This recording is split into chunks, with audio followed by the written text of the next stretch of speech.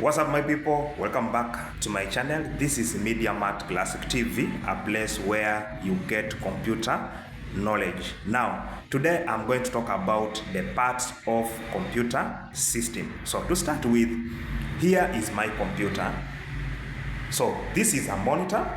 This screen here you are seeing is called monitor. Other people might think that it's a TV. This is not a TV, this is a monitor. It is used for display.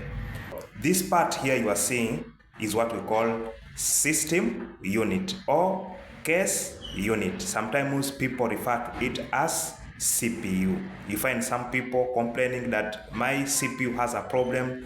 They take it to the technician. But inside this box you are seeing, this thing has housed the CPU. The CPU is just something very small inside there. It is called microprocessor, and it is from that microprocessor that all the works of computers are being processed. This one is for typing. It is called keyboard. So keyboard is used for typing, or in other words, it is used to enter data into the computer system.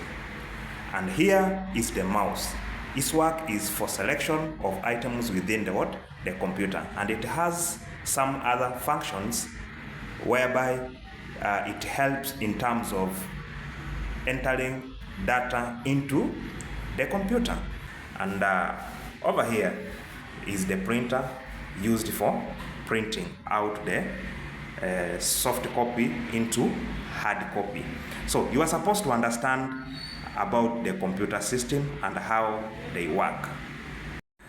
So guys, if you have any question concerning computers, you can put in a comment section. Otherwise, I request you subscribe to my channel so that when I post a video like this, you will be able to be notified. Thank you. See you in the next video.